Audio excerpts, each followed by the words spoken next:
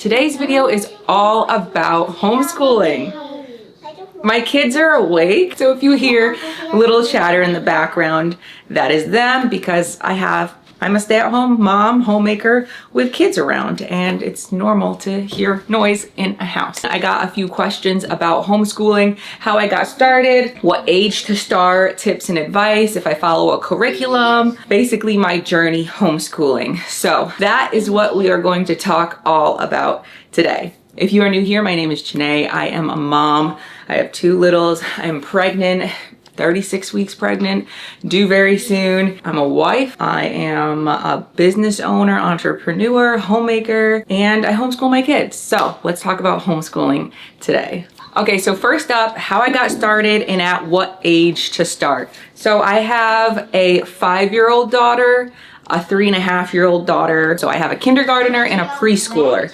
So I want to preface this video by saying I myself was homeschooled. So my whole entire life I was in public school until I became a sophomore in high school. And then I actually was homeschooled. I loved it. So I know about homeschooling and how it works. I have a brother who's 10 years younger than me that my mother homeschooled him. For all the younger years, I kind of witnessed him being homeschooled. So I'm not new to the homeschool world, but I am new to homeschooling my children because of course they are young. They are 5 and 3.5. I want to say about 1.5 years ago, I can't remember the exact age if I'm being honest. My oldest, who is in kindergarten now, a 5-year-old, I can't remember if I started her at 3.5. Me? Yes, you. I can't remember if we started the curriculum course when she was like 3 or if it was right when she turned 4. I started her when she was, let's say 4, okay?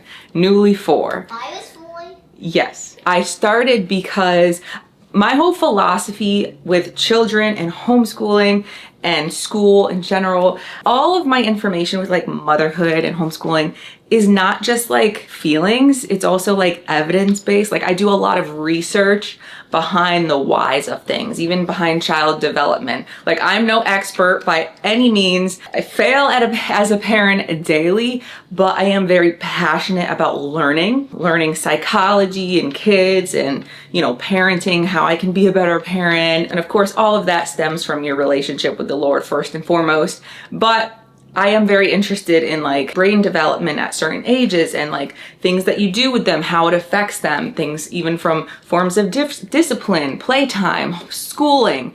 So that's kind of a little bit of background around my way of thinking about this. And so when it comes to homeschooling, I did a lot of research about the age of when to start school, whether you're sending your kids to public school or homeschool, but for the sake of this video, obviously we're talking about homeschooling. And there's really no need to start your child before the age of like 6. Some countries even do it at 7 is like the mandatory start date. You know, kids learn best through playing and doing things with their hands and being outdoor and just being a kid. And I love that. However, here's the part of kind of why we started early, not like you have to start at this age. Learn your kid, number one, because every kid is different. My child, she showed interest in wanting to do school at a very young age. And I kind of put it off. I'm like, no, you're too young, you know? But then I'm like, you know what? Let me just get this curriculum. So the first preschool curriculum I got was the Good and the Beautiful pre-K course book. And my plan was not to do it like an everyday structured school thing, but more of like an introductory to homeschooling. Like we didn't officially start yet, but let's just get this book, kind of see how she takes to it, how I take to it, like just kind of do it when we feel like it. On like a day I feel like she needs a little extra entertainment because she gets bored very easily versus my second, but we'll talk about that a little later. So I bought it and that's kind of what we did at first. I didn't have any plan like, oh, let's complete it in like 6 months or a year. It was just like, we'll complete it when we complete it. There's no rush. That's it. So after a couple of months of like, we do it some days for like 3-4 days in a row. And then sometimes we'd take like 2-3 weeks off and not do one page at all. And that was kind of the rhythm we did when she was like 4. And it worked fine for us. However, this past winter, I got pregnant a couple months ago. We pretty much started doing it consistently. I'm like, you know what? I don't want to jump into, like, I see that she's ready for homeschool now, even though she's just turned 5. So instead of my plan to start her when she's 6, I'll just start her at 5 in the fall. But the problem is this baby is due in a couple of weeks, which is the end of summer. And I'm like, that's the start of like the school year. So that also being a factor, I'm like, all right, let's get serious about it now. So then when this baby comes, we'll already be in the routine. They'll know what to expect. I won't be like overwhelmed or whatever. So that is why we started. When we started, my 5-year-old, she finished her pre-K course book a couple of months ago. So then I ordered the kindergarten course book from The Good and the Beautiful, the language arts, the math, the reading, all of that stuff for kindergarten. So again, technically kindergarten, she wouldn't start until in a couple months or next year, but we started now just because her personality, her brain, and our life, and that's what works for us, and she loves it. I love the course so far. She looks forward to it. It's not like a struggle to get her to do it, which is also key. I will talk about my other one soon because that's a little different story. It's like straight to the point, has the directions right there. There's minimal prep time. Well, there's like no prep time. Sometimes you might need like cotton swab or a coin or something, but other than that, it's like straight to the point. My other daughter, who is 3.5, I got the same preschool course book from The Good and the Beautiful for her because as I was starting this late last year when we kind of loosely started, she was always super interested. She was only 2 at this time. She was almost 3. And she would always show interest in doing work. What I started to do is I'd print out some extra papers, letter tracing, and just like little learning printables that were free that you could get off of Google. And she would do that, and I saw that she did really well at it, and I'm like, wow, like you're tracing these lines really good for a 2-year-old, and I didn't even like teach you how to hold a pencil or anything. And again, this just comes down to different personalities and different people, different children, right? I think it's very key as a homeschooling or wannabe homeschooling parent to really observe your kid, right? Try something. If it doesn't work, then adjust and know that it's okay. So I got the pre-K course book for her. We only did 1 lesson so far, and I've had that book for like over a month because it just, that lesson, the way it was, seemed a little bit over her head at this time, and she just wasn't sitting there. Like her patience was not there for the type of learning style that it is. Whereas with my oldest, she liked that learning style, and now she doesn't. So I'm like, okay, we'll revisit it in a couple of months, try it again. If it doesn't work again, maybe I'll look into a different curriculum for her, or just continue printing out the printables for now, since she is still so young. She's not even, she's 3, she's just 3.5 now. So it's like there's no rush on it. I could kind of learn, but she does really excel at the printable worksheets. I also have these brain books. I did a lot of printables with both of them actually at a time, even while doing The Good and the Beautiful pre-K course book with my 5-year-old when she was, before she finished a couple of months ago. We would do that. I would do printables for them both. And then they would also do reading eggs and Homer. So it's kind of a lot, and it kind of was, but again, at that point, when it was colder, when it was not summer, when we weren't going outside as much, given we aren't going outside that much anyway right now because I'm like very pregnant and it's really humid and I can't be out there that long. And we have no back deck to go out on because it's demolished and being redone. So I have to go out the front, and it's a whole little hassle that I'm just not in the mood for these days. So we don't actually go out that much unless like someone else takes them out, like my husband or my mom. Anyways, back when it was cooler and it was just a different season of life, all of those apps, reading eggs is $10 a month, and you can add up to 4 children, I believe, for $10 a month. I think it's completely worth it. Homer is the same price unless you get the yearly fee. For both of them, it might be a bit of a discount, I believe, like $60 for the whole year or $80 or something. But in my opinion, reading eggs is definitely worth it. once your kid is like, I'd say around 4, because I will say some of the lessons my 3-year-old does, and she does really good at them, but they are a little bit sometimes advanced. It says ages 3 and up, but I'd say my 3-year-old is pretty smart, and I'm not just saying that because I'm her mother. But even so, I think 3 is a little too young for some of the things on reading eggs. It just is. Like, some things are like, okay, a 3-year-old could totally do this, but then in the same lesson plan, it's like, okay, well, 3-year-old can't read yet usually, so like, why would you include that in this lesson with like shapes? And so that's the little caveat there that's a little bit like, because even my 5-year-old sometimes gets stuck on them. But I will say, for the most part, it is really good, and I definitely do contribute. Like, my 5-year-old is starting to read a lot now, and like has spelled out words. Like, I've started, you know, the phase of like spelling out things in front of your kids so they don't hear, like, oh, thinking about going to the BEACH, and she'll be like, she'll say the word, or like ICECREAM, and she like said the word the other day, and I'm like, how'd you know that? Yes, ice cream. And so it's like, I definitely attribute reading eggs to her ability to do that a lot. I'd say more than the good and the beautiful, but those two combined, I think, has really helped her to excel in this area very quickly, because we haven't even been learning it for like a year. It's only been a couple of months, and she's like doing really well at it. So I definitely recommend reading eggs and the good and the beautiful so far. But again, every kid is different. Like I said, I might need a different curriculum with my youngest, but we're gonna revisit it in a couple of months when she's a little bit older, closer to 4, and see how she does with it. Okay, I need to just sit down.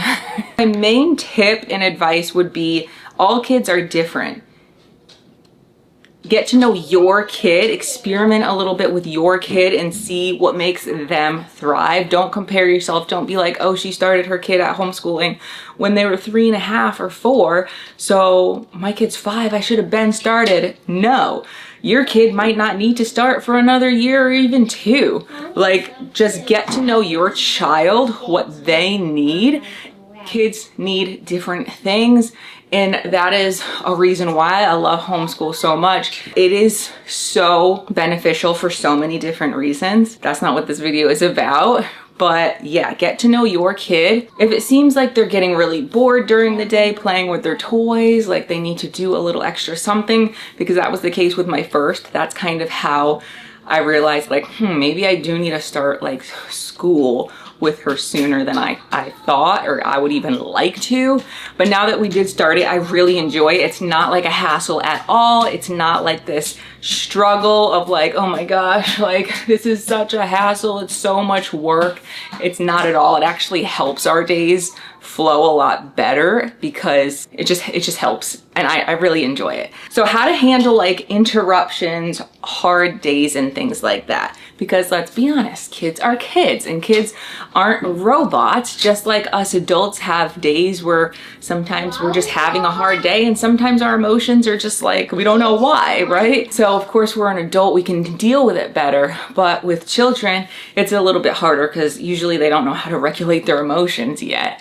At the age my kids are now. If your kids are kind of around the similar age, then the same is likely true for your kids. So when you go do homeschool, and maybe they're just like doing the most, poking, not sitting there, not looking, kind of like all over the place, take a breather, number 1, and possibly return to it at a different time. So that's something that you have to learn to be aware of. Sometimes, especially when it's a new concept that your kids aren't used to, you have to kind of think like, okay, what's the best time for them? Do they need to get energy out first in the morning, and then we do it right after that? Or is the better time for us in the afternoon after they've played for a while? Or do we need to get up and basically just eat breakfast and start right away? So play around. I've played around with different times. The time that we personally do homeschool and that works for us it varies, and that's what's working for us right now in this season of life, it being summertime and all of that stuff. But a couple months ago it was more consistently towards the morning time, but now sometimes it's in the afternoon, and that works for us. So do what works for you. Don't think you have to stick to a rigid schedule every day. Also, my last thing that I do that I highly recommend, if you have young children, there's two different approaches to homeschooling. There's like the seasonal homeschool that kind of like follows the routine of like public school, where you start in the fall and end in like the early summer, and then you have like the summer off where you don't really do anything. And then there's the year-round approach. Now, I am loving the year-round approach. And again, I did research on this, the pros and cons, but just personally, like, I was always leaning towards the year-round approach anyway, before I even looked into it. When your kids are young, at least, I know it might change when they get older. It might not, I don't know, we'll see when we get there. But I know while my kids are young, the year-round approach is what we are doing and what we will continue to be doing, because it's so beneficial to them. Because even teachers, like in school, there's evidence that shows like the curriculum that they do with like kindergarteners and first graders and second graders, when they start the school year in the fall, they're like relearning half of what they learned the year prior, to refreshen up the kid's brain, because they've been off, they haven't been learning for like months, and before they can learn that new concept, they need to like relearn the other concepts that they probably forgot. So that's why the year-round approach is really good. That's one reason why it's really good, so they don't forget so easily. It's just constantly in their brain. And then another huge perk is you get to be more lenient and less strict. So if you miss a day of homeschooling, or miss a week because you want to go on vacation, or family's visiting, or life gets tough, you don't have to be like, oh man, we gotta rush to make up for this so that we finish by the end of the year. Or like, oh, now we have to sit for 3-4 hours a day and try to catch up. Like, no, you don't have to do that. It's definitely a more relaxed approach. We still have structure in our day, but it's more lenient. Like if we miss a day because I'm like, we're outside or running errands all day and we just didn't get to it today, that's okay, because we're doing the year-round approach. It doesn't all have to be crammed in. If one of the kids are sick, or if both of them are sick, which happened a couple months ago, where there was sickness, not feeling well for like 3 weeks. And it's like, if we were just doing the year-round approach and they had gotten sick like that, it would be like we would be playing a lot of catch up to finish on time. And that would be a stress for me. It would be a stress for them, because now we're sitting there trying to do more work. And especially at this young age, like they can't sit there for that long anyway. And I don't want to have to stress myself out, because I have a home to take care of. I have other things to do than sit for hours on end homeschooling a 5-year-old. You know, like that's not beneficial for anyone. You need to find the method that works for you. But just personally, you know, going in the routine and then out the routine, it just isn't as consistent versus like a year-round approach. So I'll stop talking on that there, but I would definitely recommend, if you're starting to homeschool littles, to consider doing the year-round approach. There's probably so much more that could be said on this topic. There definitely is. So if you guys have any specific questions, things I didn't touch on or didn't touch on enough that you want more detail in a specific area, then please let me know in the comments down below, and I'm happy to make another homeschooling type video. Last thing I will say is, at this age, they don't need that much schooling, even though we have started and it is a structured, like she's legit in kindergarten now. I'd say we average about 30 minutes to an hour and a half of work when we do it, which is most days out of the week. It's usually 5 days a week we do it. Some days it's 4, but sometimes it's 6. Like sometimes she wants to do it on the weekend, and I'm like, sure, why not?